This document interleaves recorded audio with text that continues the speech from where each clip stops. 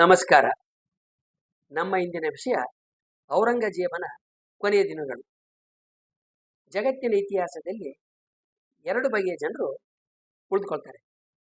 ಕೆಲವರು ಖ್ಯಾತಿಯಿಂದ ಉಳಿದುಕೊಂಡ್ರೆ, ಇನ್ನು ಕೆಲವರು ಕುಖ್ಯಾತಿಯಿಂದ ಉಳಿದುಕೊಳ್ತಾರೆ. ಒಸಾಮಾ ಬಿನ್ ಲಾಡೆನ್ ಮತ್ತೆ ಔರಂಗಜೇಬ್ ತಮ್ಮದೇ ಆದ ಕುಖ್ಯಾತಿಯಿಂದ ಇತಿಹಾಸದ ಪುಟಗಳಲ್ಲಿ ಉಳಿದುಕೊಂಡಿದ್ದಾರೆ. ಒಸಾಮಾ ಬಿನ್ ಲಾಡೆನ್ ಪ್ರತಿದಿನ ಜಗತ್ತಿನಲ್ಲಿರುವ ಸಾವಿರಾರು ವಿಮಾನ ನಿಲ್ದಾಣಗಳಲ್ಲಿ ಭದ್ರತಾ ತಪಾಸಣೆಯ ರೂಪದಲ್ಲಿ ಇಂದಿಗೂ ಜೀವಂತವಾಗಿದ್ದಾನೆ. ಔರಂಗಜೇಬನ ಕೊನೆಯ ದಿನಗಳನ್ನು ಕುರಿತಾಗಿ ನಾವು ಹಲವಾರು ಆಕರಗಳ ಮೂಲಕ ವಿವರಗಳನ್ನು ಮಾಹಿತಿಗಳನ್ನು ಪಡಿಬಹುದು.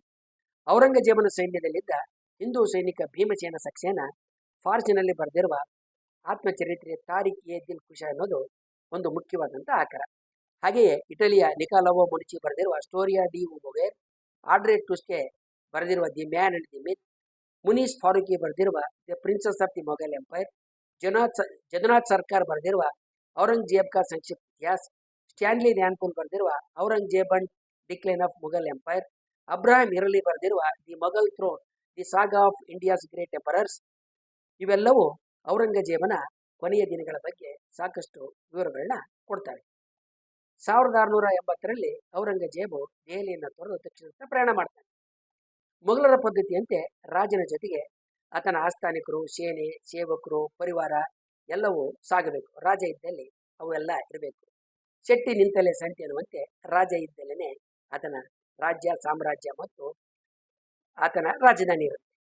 ಹಾಗಾಗಿ ಔರಂಗಜೇಬು ದೆಹಲಿಯನ್ನು ಬಿಟ್ಟು ದಕ್ಷಿಣಕ್ಕೆ ಹೊರಟ ತಕ್ಷಣ ದೆಹಲಿ ಒಂದು ರೀತಿ ಪಾಳು ಬಿದ್ದ ಕ್ರಿಯೆಗಳಲ್ಲಿ, ಚಟುವಟಿಕೆಗಳೆಲ್ಲ ನಗರವಾಗಿ ಬದಲಾಗುತ್ತೆ. ಕೆಂಪು ಕೋಟೆ ಪಾಳು ಬಿದ್ದ ಸ್ಥಿತಿಯನ್ನು ಹೋಲುತ್ತೆ. ಔರಂಗಜೇಬು ತನ್ನ 60, 70 ಮತ್ತು 80ನೇ ದಶಕಗಳನ್ನು ದಕ್ಷಿಣ ಭಾರತದಲ್ಲಿ ಕಳೀತಾನೆ.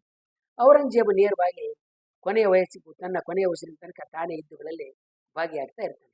ಔರಂಗಜೇಬನ ಸೇನೆಯಲ್ಲಿದ್ದ ಹಿಂದೂ ಸೈನಿಕ ಭೀಮಸೇನ ಸಕ್ಸೇನ ತನ್ನ ಆತ್ಮಚರಿತ್ರೆಯಲ್ಲಿ ಈ ಜಗತ್ತಿನಲ್ಲಿ ಜನ ತುಂಬಾ ದುರಾಸೆಯಿಂದ ಬಳಲ್ತಾ ಇದ್ದಾರೆ ಅಂತ ನಾನು ಕಂಡುಕೊಂಡಿದ್ದೀನಿ.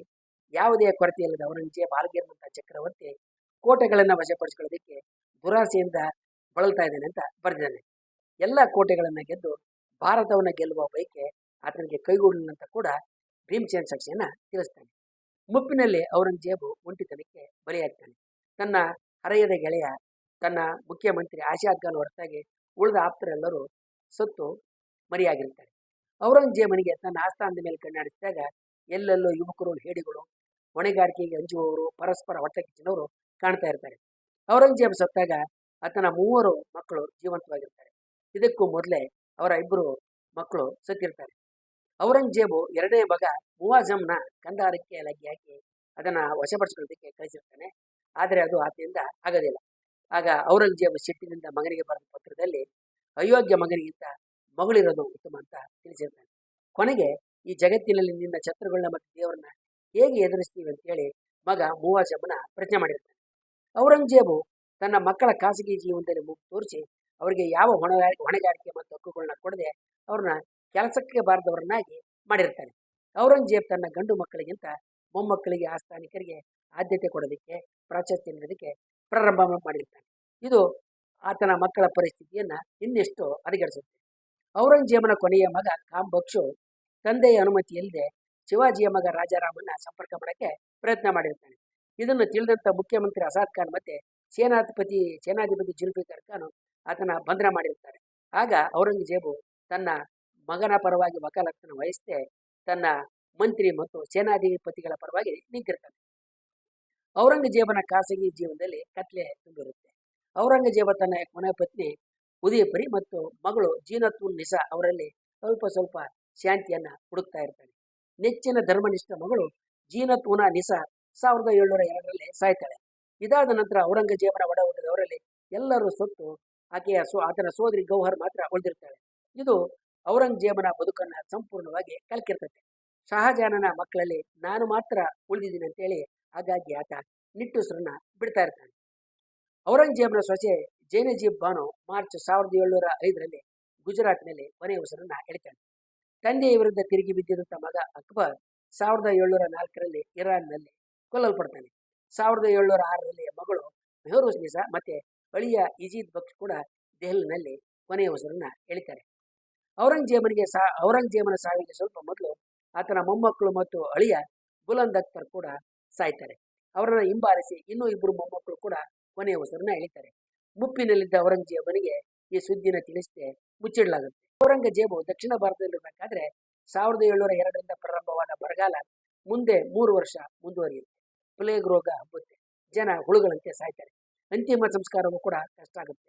ಹಸುವಿನಿಂದ ತತ್ತರಿಸಿದ್ದ ಜನ ತಮ್ಮ ಮಕ್ಕಳನ್ನ ಮಾರೋದಕ್ಕೆ ಮುಂದಾಗ್ತಾರೆ. ಅವರನ್ನ ಕೊಳ್ಳೋದಕ್ಕೆ ಯಾರೋ ಕೂಡ ಮುಂದೆ ಬರೋದಿಲ್ಲ. ಹೆಣದ ಬಟ್ಟೆಗಳಲ್ಲಿ ಏನಾದರೂ ಸಿಕ್ಬೋದೆ ಅಂತ ಹುಡುಕಾಟ ನಿಲ್ಲುವಂತಹ ದುಸ್ಥಿತಿಯನ್ನ ಜನ ತಲುಪ್ತಾರೆ. ಸತ್ತವರ ಕಾಲಿಗೆ ಹಗ್ಗಗಳ ಕಟ್ಟಿ ಪ್ರಾಣಿಗಳಂತೆ ಎಳೆದುಕೊಂಡು ಹೋಗಿ ಗುಂಡಿಗಳಲ್ಲಿ ಎಸೆಯಲಾಗುತ್ತೆ. ಕೊಳಿತಾ ಇದ್ದ ಹೆಣಗಳು ಬದುಕಿದ್ದ ಮಾನವರಲ್ಲಿ ಮಾನವನ ಬದುಕಿನ ಬಗ್ಗೆ ಜುಗುಪ್ಸೆಯನ್ನು ಹುಟ್ಟುವಂತೆ ಮಾಡಿರ್ತಾರೆ. ತನ್ನ ಕೊನೆಯ ದಿನಗಳಲ್ಲಿ ಔರಂಗಜೇಬು ತನ್ನ ಕಿರಿಯ ಮಗ ಕಾಮಭಕ್ಷನ ತಾಯಿ ಉದಯಪುರಿಯ ಸಹವಾಸದಲ್ಲಿ ನೆಮ್ಮದಿಯನ್ನು ಕಾಣ್ತಾನೆ.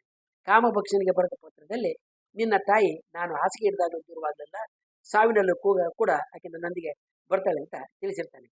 ಔರಂಗಜೇಬು ದಕ್ಷಿಣದಲ್ಲಿರ್ಬೇಕಾದ್ರೇನೆ ಉತ್ತರದಲ್ಲಿ ರಜಪೂತರ ದಂಗೆ ಹೇಳ್ತಾರೆ. ಆಗ್ರಾದಲ್ಲಿ ಜಾಟ್ರು ಚಿಗಿದುಕೊಳ್ತಾರೆ. ಮುಲ್ತಾನ್ ಸುತ್ತಮುತ್ತಲಿನ ಸಿಖ್ಖರು ಕೂಡ ಮೊಘಲ್ ಸಾಮ್ರಾಜ್ಯಕ್ಕೆ ಸವಾಲು ಹಾಕೋದಕ್ಕೆ ಪ್ರಾರಂಭ ಮಾಡ್ತಾರೆ. ಮರಾಠರು ಸಹ ಮೊಘಲ್ ಸೈನ್ಯದ ಮೇಲೆ ರಹಸ್ಯವಾಗಿ ದಾಳಿ ಮಾಡುವ ಸುಸ್ಥಿತಿಯನ್ನ ತಲುಪ್ತಾರೆ. ಮೊಘಲ್ ಸಾಮ್ರಾಜ್ಯದಲ್ಲಿ ಕಾವಲು ಬಂಟರಿಗೆ ಸಂಚಾರ ಮಾಡೋದು ದುಸ್ತರ ಆಗುತ್ತೆ. ತಾನು ತನ್ನ ತಂದೆಗೆ ಮಾಡಿದಂತೆ ಮಕ್ಕಳು ತನಗೆ ಮಾಡಬಹುದನ್ನುವ ಭಯದಿಂದ ಔರಂಗಜೇಬು ತನ್ನ ಎಲ್ಲ ಗಂಡು ಮಕ್ಕಳನ್ನ ದೂರದ ಪ್ರದೇಶಗಳಿಗೆ ಕಳಿಸಿರ್ತಾನೆ. ಇದು ಮೊಘಲ್ ಸಾಮ್ರಾಜ್ಯದ ಶಕ್ತಿಯನ್ನ ಹೆಚ್ಚೋ ಬದಲು ದುರ್ಬಲಗೊಳಿಸುತ್ತೆ. ವಶಪಡಿಸಿಕೊಂಡಿದ್ದಂಥ ವ್ಯಾಪಕ ಪ್ರದೇಶವನ್ನು ಇಟ್ಟುಕೊಳ್ಳೋದಕ್ಕೆ ಔರಂಗಜೇಬಿಗೆ ಅಸಾಧ್ಯ ಆಗುತ್ತೆ. ಅದು ಔರಂಗಜೇಬನಿಗೆ ತಿಳಿಯುತ್ತೆ. ಆದ್ರಿಂದ ಆತ ನನ್ನ ನಂತರ ನನ್ನ ಸಾಮ್ರಾಜ್ಯ ಅರಾಜಕ ಅಂತ ತನ್ನ ಸುತ್ತಲಿದ್ದವರಿಗೆ ಹೇಳ್ತಾ ಇರ್ತಾನೆ. ಔರಂಗಜೇಬ ತನ್ನ ಯಾವುದೇ ಮಕ್ಕಳಿಗೆ ಅಧಿಕಾರದ ಹೊಣೆ ಕೊಡದೇ ಇದ್ದಿದ್ದರಿಂದ ಉತ್ತರಾಧಿಕಾರದ ಸಮಸ್ಯೆ ಎದುರಾಗುತ್ತೆ. ಔರಂಗಜೇಬನ ಮಕ್ಕಳು 60 ದಾಟಿದ್ದ ಮುದುಕರಾಗಿದ್ದರೆ ಮೊಮ್ಮಕ್ಕಳು 40 ವಯಸ್ಸಿನ ಗಡ್ಡ ಬಿಳಿಯಾದ ತರುಣರಾಗಿರ್ತಾರೆ. ಇನ್ನು ಉಳಿದಿದ್ದು 25-27 ವಯಸ್ಸಿನ ಮರಿಮೊಮ್ಮಕ್ಕಳು ಮಾತ್ರ. ಇದಕ್ಕೆ ಇವರು ಅಧಿಕಾರಕ್ಕಾಗಿ ತಮ್ಮಲ್ಲಿಯೇ ಹೋರಾಡಿ ಹತರಾಗಬೇಕಾದಂಥ ಪರಿಸ್ಥಿತಿ ಉಂಟಾಗಿರುತ್ತೆ. 1705ರಲ್ಲಿ ಮರಾಠರಿಗಾಗಿ ವಾಗೇಂದ್ರ ಮೇಲೆ ಯುದ್ಧ ಗೆದ್ದ ನಂತರ ಔರಂಗಜೇಬ ಕೃಷ್ಣಾ ನದಿಯ ಬಳಿ ಒಂದು ಹಳ್ಳಿನಲ್ಲಿ ತನ್ನ ಶಿಬಿರವನ್ನ ಸ್ಥಾಪಿಸಿಕೊಳ್ತಾನೆ. ಇದರಿಂದ ಅವನ ಸೈನಿಕರು ಸ್ವಲ್ಪ ವಿಶ್ರಾಂತಿ ಪಡಿಬಹುದು ಅನ್ನೋದು ಆತನ ಉದ್ದೇಶ ಆಗಿರುತ್ತೆ. ಔರಂಗಜೇಬ ಇಲ್ಲಿನೇ ಅನಾರೋಗ್ಯಕ್ಕೆ ಒಳಗಾಗ್ತಾನೆ. ಅದೇ ವರ್ಷ ಅಕ್ಟೋಬರ್ನಲ್ಲಿ ದೆಹಲಿಗೆ ಹೋಗುವ ಉದ್ದೇಶದಿಂದ ಆತ ಅಹಮದ್ ನಗರದ ಕಡೆ ತೆರಳುತ್ತಾನೆ. ಆದರೆ ಇದು ಆತನ ಕೊನೆಯ ನಿಲ್ದಾಣವಾಗಿ ಬದಲಾಗುತ್ತೆ. ಜನವರಿ 14, 1707ರಂದು 80 ವರ್ಷ ವಯಸ್ಸಿನ ಔರಂಗಜೇಬ ಮತ್ತೆ ಅನಾರೋಗ್ಯಕ್ಕೆ ಒಳಗಾಗ್ತಾನೆ. ಕೆಲವೇ ದಿನಗಳಲ್ಲಿ ಚೇತರಿಸಿಕೊಂಡು ಮತ್ತೆ ಆಡಳಿತವನ್ನ ತನ್ನ ಹಿಡಿತಕ್ಕೆ ತೆಗೆದುಕೊಳ್ಳೋದಕ್ಕೆ ಯತ್ನ ಮಾಡ್ತಾನೆ. ಆದರೆ ಅದಕ್ಕೆ ಹೆಚ್ಚು ಸಮಯ ಉಳಿದಿಲ್ಲ ಅನ್ನೋದು ಆತನಿಗೂ ಕೂಡ ಮನದಟ್ಟಾಗಿರುತ್ತೆ. ಔರಂಗಜೇಬನ ಮಗ ಅಜಮ್ ಶಾ ಅಧಿಕಾರ ದಕ್ಕದ ಅಸಹ್ಯದಲ್ಲಿ ಇರ್ತಾನೆ. ಆತನನ್ನ ಮಾಳವಾ ಪ್ರಾಂತದ ಮಾನಲಗ್ನನ್ನಾಗಿ ಮಾಡಿ ತಕ್ಷಣ ಅಲ್ಲಿಗೆ ಹೋಗುವಂತೆ ಔರಂಗಜೇಬ ಆದೇಶವನ್ನ ಮಾಡ್ತಾನೆ. ಔರಂಗಜೇಬ ಕೊನೆಯ ದಿನಗಳನ್ನು ಎಣಿಸ್ತಾ ಇರೋದನ್ನ ಬಲ್ಲ ಆಜಮ್ ಶಾ ಕಾಲಹರಣ ಮಾಡಿ ಅಲ್ಲಲ್ಲಿ ನಿಂತು ಮಾಳವದ ಹತ್ರ ಸಾಕ್ತಾನೆ. ತನ್ನ ಮಗನನ್ನ ಕಳಿಸಿದ 4 ದಿನಗಳ ನಂತರ ಔರಂಗಜೇಬನಿಗೆ ತೀವ್ರವಾದಂಥ ಜ್ವರ ಬರುತ್ತೆ. ಇದನ್ನ ಲೆಕ್ಕಿಸದೆ ಆತ ಆಸ್ಥಾನಕ್ಕೆ ಬರ್ತಾನೆ. ಮತ್ತೆ ಆ ಸ್ಥಿತಿನಲ್ಲೂ ಸಹ ಆತ ದಿನಕ್ಕೆ 5 ಬಾರಿ ನಮಾಜ್ ಮಾಡ್ತಾ ಇರ್ತಾನೆ. ತನ್ನ ಕೊನೆಯ ಕ್ಷಣಗಳಲ್ಲಿ ತನ್ನ ಮಗನಿಗೆ 2 ಪತ್ರಗಳನ್ನು ಬರೀತಾನೆ. ಅದರಲ್ಲಿ ನಿಮ್ಮಿಬ್ಬರ ನಡುವೆ ಅಧಿಕಾರಕ್ಕಾಗಿ ಯಾವುದೇ ಹೋರಾಟ ಇರಬಾರ್ದು ಅಂತ ನಾನು ಬಯಸ್ತೇನೆ ಅಂತ ತಿಳಿಸಿ, ಆದರೆ ಇನ್ನು ನಾನು ಹೋದ ನಂತರ ಬಹಳಷ್ಟು ರಕ್ತಪಾತ ಆಗುತ್ತೆ ಅಂತ ನನಗೆ ಅನ್ಸುತ್ತೆ ಅಂತ ಕೂಡ ತಿಳಿಸಿರ್ತಾನೆ. ದೇವರು ನಿನ್ನಲ್ಲಿ ತನ್ನ ಜನರಿಗಾಗಿ ಕೆಲಸ ಮಾಡುವ ಬಯಕೆಯನ್ನು ಹುಟ್ಟಾಕಲಿ ಮತ್ತು ಆಳುವ ಸಾಮರ್ಥ್ಯವನ್ನು ಸೃಷ್ಟಿಸಲಿ ಅಂತ ನಾನು ಸದಾ ದೇವರನ್ನ ಪ್ರಾರ್ಥಿಸಿದೆ ಅಂತ ಕೂಡ ಅದರಲ್ಲಿ ಆತ ತಿಳಿಸಿರ್ತಾನೆ. ಮಾರ್ಚ್ 3, 1707ರಂದು ಔರಂಗಜೇಬು ತನ್ನ ಕೋಣೆಯಿಂದ ಹೊರಬಂದು ಪ್ರಾರ್ಥಿಸಿ ತಸ್ಬೀಹನ್ನ ಎಣಿಸೋದಕ್ಕೆ ಪ್ರಾರಂಭ ಮಾಡ್ತಾನೆ. ಕ್ರಮೇಣ ಆತನಿಗೆ ಪ್ರಜ್ಞೆ ತಪ್ಪುತ್ತೆ. ಎಚ್ಚರವಾದ ನಂತರ ಆತನಿಗೆ ಉಸಿರುಗಟ್ಟಿದಂಗಾಗುತ್ತೆ. ಮೈ ಮುಪ್ಪಾಗಿದ್ರೂ ಆತನ ಬೆರಳುಗಳು ತಸ್ಬೀಹಿ ಮಣಿಗಳನ್ನ ಬಿಡೋದಿಲ್ಲ. ಶುಕ್ರವಾರ ತನ್ನ ಜೀವನದ ಕೊನೆಯ ದಿನ ಆಗ್ಬೇಕಂತ ಆತ ಬಯಸಿರ್ತಾನೆ. ಆತನ ಬಯಕೆ ಕೊನೆಗೂ ಈಡೇರುತ್ತೆ. ತನ್ನ ಸಾವಿಗೆ ಮೊದಲು ಔರಂಗಜೇಬು ಒಂದು ಮರಣ ಪತ್ರವನ್ನು ಬರೆದಿರ್ತಾನೆ. ಅದರಲ್ಲಿ ತನ್ನ ದೇಹವನ್ನ ಯಾವುದೇ ಶವಪೇಟಿಗೆ ಇಲ್ಲದೆ ಹತ್ತಿರದ ಸ್ಥಳದಲ್ಲಿ ಸಮಾಧಿ ಮಾಡಬೇಕು ಅಂತ ಸೂಚಿಸಿರ್ತಾನೆ. ಔರಂಗಜೇಬ್ ಸತ್ತ 2 ದಿನಗಳ ನಂತರ ಅವನ ಮಗ ಅಜಮ್ ಶಾ ಬಂದು ಶವವನ್ನು ಒಯ್ತಾನೆ. ಅದರ ನಂತರ ಅದನ್ನ ದೌಲತಾಬಾದ್ ಬಳಿ ಸಮೀಪ ಇರುವ ಖುಲ್ದಾಬಾದ್ನಲ್ಲಿರುವ ಶೇಖ್ ಜೈನುದ್ದೀನ್ ಸಮಾಧಿ ಪಕ್ಕದಲ್ಲಿ ಸಮಾಧಿಯನ್ನ ಮಾಡಲಾಗುತ್ತೆ. ಔರಂಗಜೇಬ್ 80 ವರ್ಷ ವಯಸ್ಸಿನವರೆಗೆ ಬದುಕಿದ್ರು ಕೂಡ ಆತನ ಎಲ್ಲ ದೇಹದ ಅಂಗಗಳು ಕೊನೆ ತನಕ ಸಮರ್ಥವಾಗಿ ಕೆಲಸ ಮಾಡ್ತಾ ಇರ್ತವೆ. ಜದುನಾಥ್ ಸರ್ಕಾರ್ ಅವರು ಔರಂಗಜೇಬನ ನೆನಪಿನ ಸಿಕ್ಕ ಅದ್ಭುತವಾಗಿತ್ತು. ಆತ ತಾನು ಕಂಡ ಯಾರ ಮುಖವನ್ನು ಎಂದಿಗೂ ಮರೀತಾ ಇರಲಿಲ್ಲ.